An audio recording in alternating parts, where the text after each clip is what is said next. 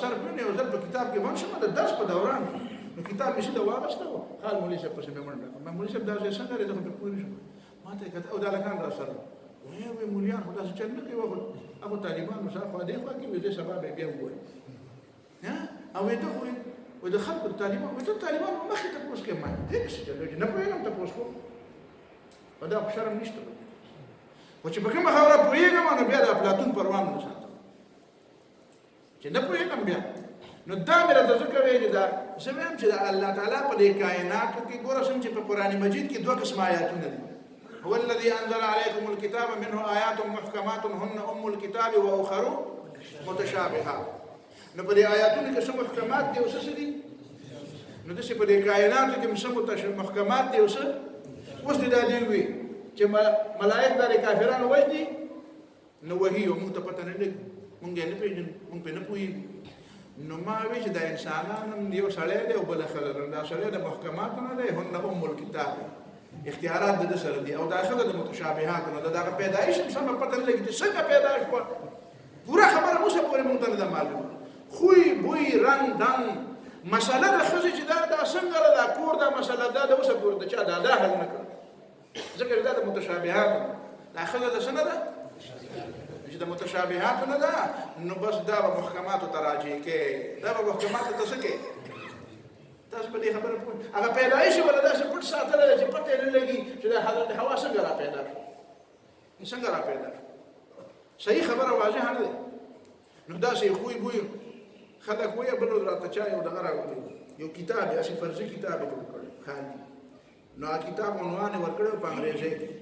چې خزه پیژندل پکاره دا کتاب ته وایي ته به خزه پیژنې نو بیا په کې پانی اړې او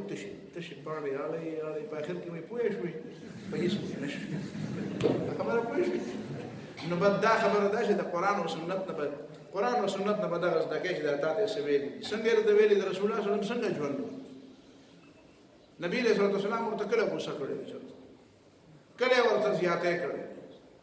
کله ورته چرته داسې ها خبران خپل ځای راغلی دی هغې نه په یولو دپاره کړی دی خو وال ټکول او لبه ډوبه او ها هو او دا قسمه څیزونه میزونه نو دا مه کوه بس وعاشروهن بالمعروف نو دا مطلب شو خلقکم من نفس واحدة د یو تن نم پیدا او بیا سلسله دې چلی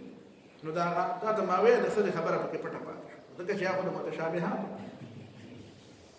فمستقر ومستودع یوش ترجمه کړی دي نلس ترجمه کړی دي امام ابن جوزی رحمه الله په ځای المسیر د مستقر او مستودع خو ما چې سوچ او غور وکړو نو ما یې دا مستقر لفظ په قرآن کې بل ځای کې کوم ځای د پاره راغلی نو سورۃ بقره راځي چې قل نهبطوا منها جميعا او بیا په سورۃ سوی چې لکم فی الارض مستقر ومتاع لله پته ولګي چې د ازمکه مستقر دی نو چا چې ویلي دي چې اسلاب الاباء مستقر دی نو په دې ازمکه کې دی چا وی چې بطون الامهات واذ انتم اجنه في بطون امهاتكم نو دا مستقر دی نو دا په دې ازمکه کې دی چا وی چې فوق الارض نو دا مستقر دی نو مستقر معنا فوق الارض کله په یو شکل کې کله په بل ترکبن طبقا عن طبق ومستودع او بل دې د ځمکې نه لاندې نو دا مستقر او مستودع لتركبن طبقا عن طبق او بیا ثم الیه ترجعون قد فصلنا الآيات لقوم يفقهون واخر دعوانا